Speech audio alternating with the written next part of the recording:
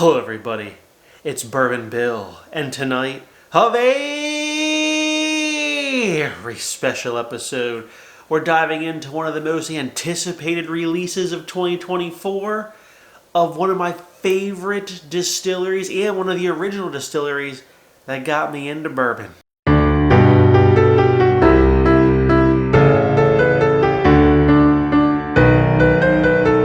Big shout out to Tim Buma. Thank you, sir, for sending in the sample of the much sought after Old Forester 1924. And we're going to talk all about it tonight. Okay, so if you're living under a rock, I'll put the picture up. Old Forester released the 5th entry into the Whiskey Row series. So you have 1870. You know, the original, like 90 proofer, not very good, like 40 doll hairs in there, right? Then you had the 1897 bottled in bond, 100 proof, and I don't have a bottle of that. I don't have a bottle of the 1870. You know why?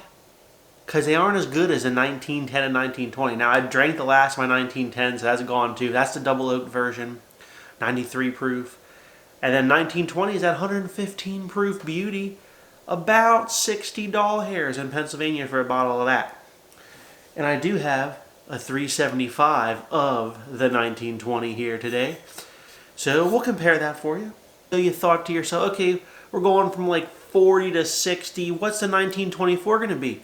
It's 100 proof. Compute 50% alcohol by volume. It's carrying a 10-year age statement. What's it going to be? Maybe 80, 75? How about 115 doll hairs? How about that?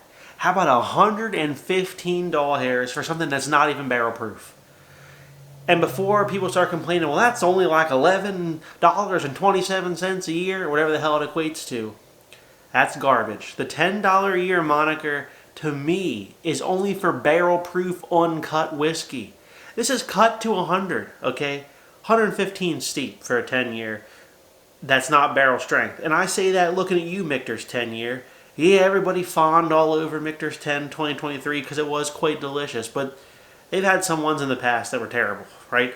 And the price sucks on them too. So Old Forester must have been taking a playbook out of Michter's pricing for this bad boy, right? It's not going to be as available, I don't think, as the other Whiskey Row series. So if you're looking for it to be on the shelf like every one of the other ones, probably not. Unfortunately, probably like a once-a-year type of deal. Enough blabbing. Let's get down to the facts. How is it? How is it? Maybe it's worth 200 once I smell it and taste it. We don't know. Color? It's medium. It's what you expect for something with a little bit of water added to proof it on down. Let's give it a nosing. Damn, does that smell good though. Oh, man. Just some deep, rich caramels and a nice, well-seasoned oak layer here. Brown sugar. There's something else. There's like a hint of like brown sugar and like I almost want to say like a little bit of a red fruit note. Wow, this honestly smells fantastic. Hopefully this isn't like a birthday bourbon situation, where it smells phenomenal and then the palate falls off. I could see that happening here. The faintest hint of banana maybe? I mean, gosh, it does smell pretty dang good. All right, let's take a sip. Lord, that's delicious. Oh, man, why is that not more widely available? I could drink that all day. Oh, man. All right, so here's the scoop. It's delicious. Brown sugars, oak, caramels, a little bit of red fruit. Everything I said in the nose comes through in the palate. It feels actually kind of thick for 100 proof, I'll say that. Medium finish. It doesn't drink any hotter or lighter than 100 proof. Finish is a little on the, I'd say, short to medium side. It's not super long. Man, I would have loved to have this at barrel strength though. Here's the deal. It's not heat cycled. Okay, it's not heat. Other Old Foresters heat cycled. That's not. It's really leftover early times barrels that didn't sell. It's the same mash bill as early times if you didn't know.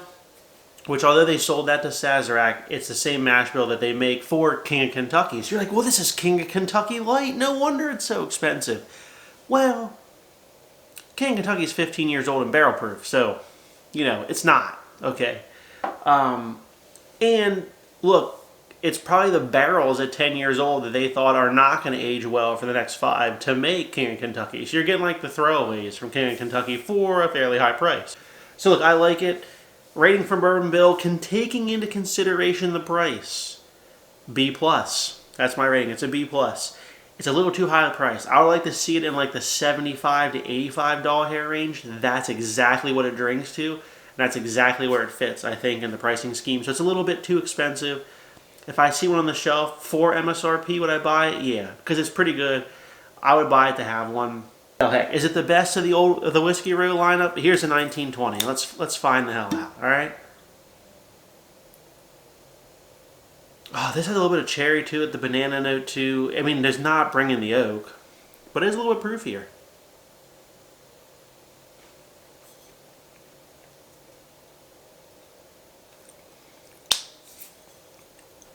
Oh,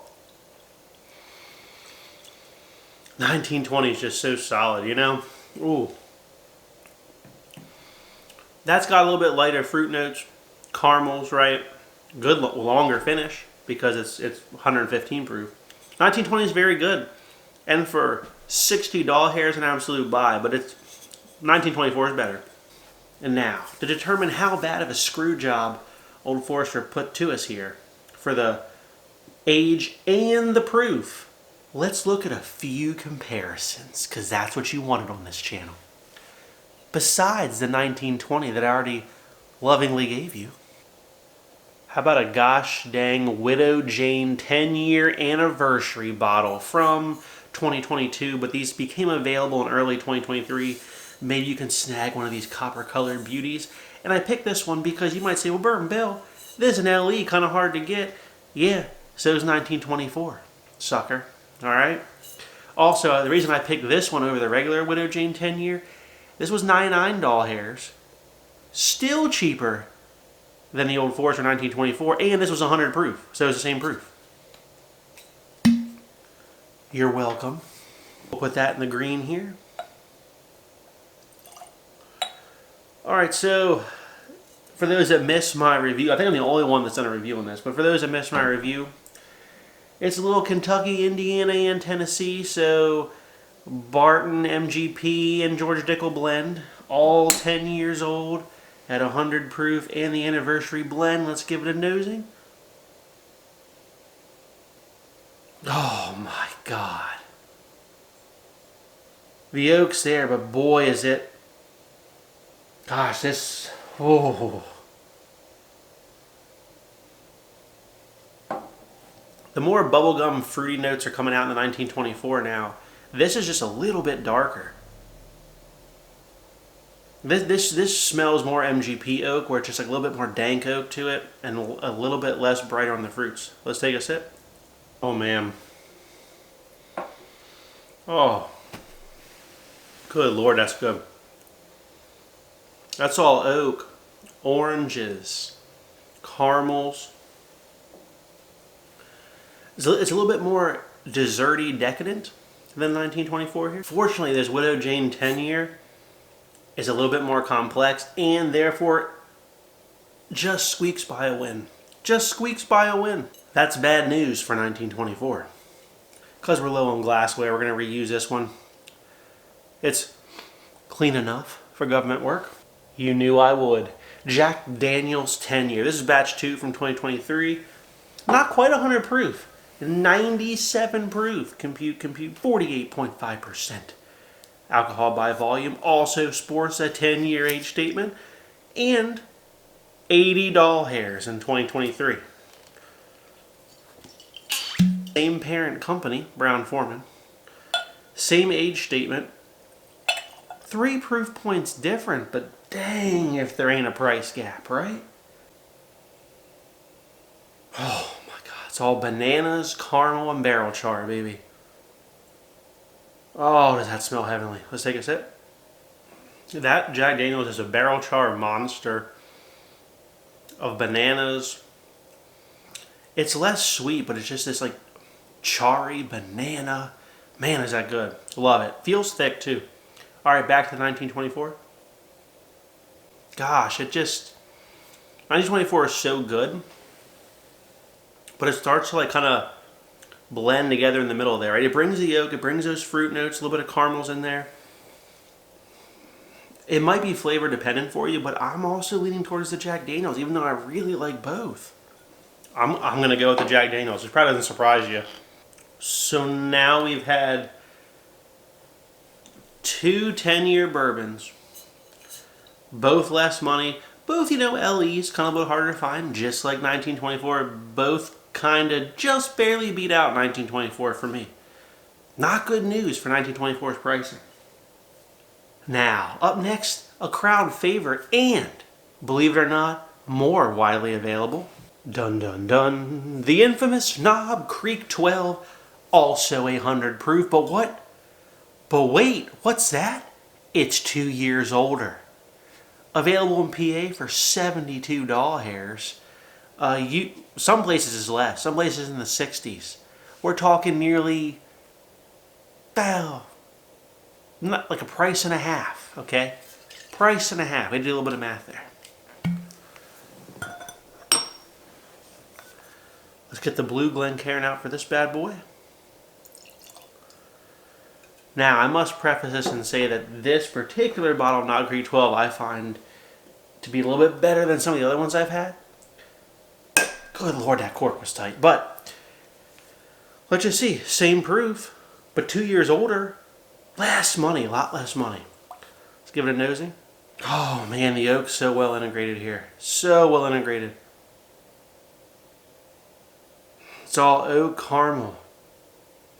Oh man, now these are... Knob Creek 12 is a little bit darker, mustier oak, if you will.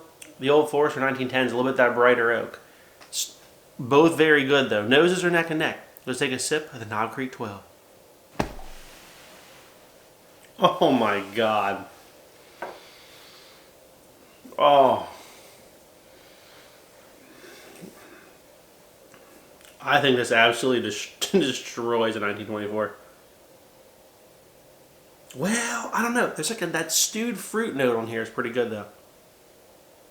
1924 is all delicious fruits and oak up front and then trails off on the finish. Where this Knob Creek 12 here is just all the way through, baby. Knob Creek 12, as the extra H implies, brings more oak. It's a better sip. And that's bad because this is like well, not quite half price, but this is way cheaper than 1924. Another comparison and another 1924 beater.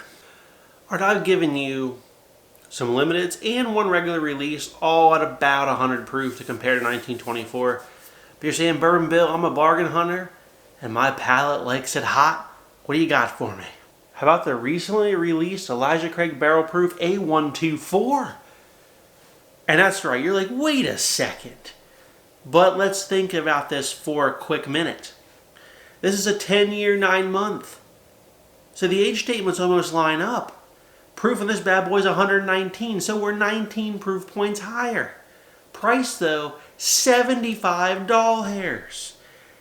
And arguably more easily found than the 1924 even. Oh, that hurts. This hurts the pricing the most on the 1924, I think. Put that here in the black. Now, go watch my review on the Elijah Craig A124. Was it my favorite? No. Was it my least favorite? Also no. Alright, 10-year-old Elijah Craig Barrel Proof A124. Also a lot cheaper. Let's give it a nosing. So, immediately on the nose, I'm getting less oak here, okay? This is all caramel, peanut butter, peanut brittle nuttiness. There's oak there, but it's a backseat to those flavors. Oh my God, it's not... Oh, that's good though. Ooh. What I said on the palate here for the Elijah Craig Barrel Proof comes through. Peanut butter, peanut brittle nuttiness, caramels. The oak comes in on the back end of this one. Very mouth coating. From what we've been drinking, these 100 proofs, very mouth coating. Back to the Old Forester 1924. I'm getting that vanilla oak now and stone fruit up front again. Wow. The Old Forester 1924, just initial flavors, strong again, like we've been saying, but then just boom, just fell off real quick. It's not near as thick. Way shorter finish than this Elijah Craig barrel proof here. Gonna say it loses again. Flavor profiles are different, don't get me wrong, but for the money, it's a tough sell. Really tough. Alright, one last comparison for you. What some consider the granddaddy of the Old Forester lineup. Old Forester single barrel strength. Big shout out to Dave Perrin from Chambers Wine and Liquor. Up there in good old Colorado. Probably still snowed in. I'm going to put this also in the black. Alright, now these are heat cycled. Probably thought to be 5-ish, 6-ish years old. Maybe if we're lucky. This one comes in at 127.2, so 27.2 proof points higher. Okay, way higher than the Old Forester 1924. Price, about $85 to $90. So it's up there in price, but it's still cheaper. Still cheaper. It happens to be one of my favorite single barrel Old Forester barrel strengths that I've had. I've tried at least 5. This is my favorite of the 5. This drink's very close to Old Forester 150th Batch 3, for those that remember those back in the day. Alright, got this one poured up here in the black. Let's give it a nosing. Oh, man, this is all caramels, red fruits, banana. A little bit of oak here, but in all fairness, not the well-aged oak on the 1924, right? It's not as old. It's just simple as that. But man, does it smell good. Let's take a sip. Oh my God. Oh, I think another loss for the Old Forester 1924. Oh, the single barrel here is red fruits, caramels, banana, a little bit of oak at the back end, better mouthfeel, longer lasting finish. Just crushes it. Now I know it's not the same mash bill, right? Keep that in mind. It's not the same mash bill, but still Old Forester. All right, I think it's going to beat this 1924, but let's go back to this for one final sip and thoughts to wrap this up. This is smelling more and more vanilla as we go through here. Take a sip.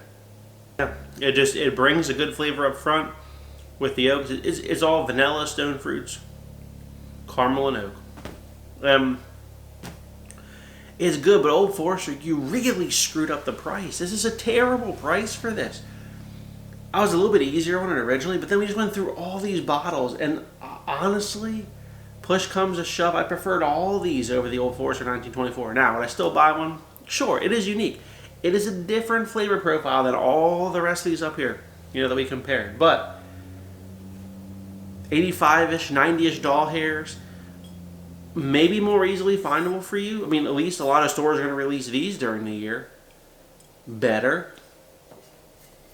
Elijah Craig Barrel Proof A124. A lot of people hating on it right now because of the low age statement, but it's better and cheaper than Old Forester 1924. Knob Creek 12, a shelfer. Better and cheaper. If you like more oak. If you like more oak than a 10-year, this is for you.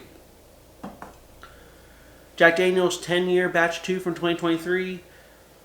Better. Same parent company. 80-ish doll hairs. I liked it better. And gosh dang, Widow Jane. $100, 100 proof, 10-year, better. More complex. I don't know. The only thing that lost tonight was 1920. And it's also like half price, okay? And it was pretty good. And it just wasn't quite as oaky. It wasn't quite as deep, dark, and beautiful as the Old Forester 1924. But this was the only thing that lost tonight. And it's half price and readily available in every store. So, Old Forester 1924, in summary, do not overspend for this. Do not. I know it sounded cool. I really thought this could be Bourbon of the Year. A 10-year Old Forester. I was an idiot. I was an idiot thinking that, okay? They didn't heat cycle it. It's just standard 10-year aging. And they cut it to 100 proof, which is disappointing. Had they offered us a barrel strength 10-year, the 115 would have been justified, I think, because that would have been next level. But they didn't do it. They didn't do it. They gave us an overpriced 10-year 100 proof bourbon.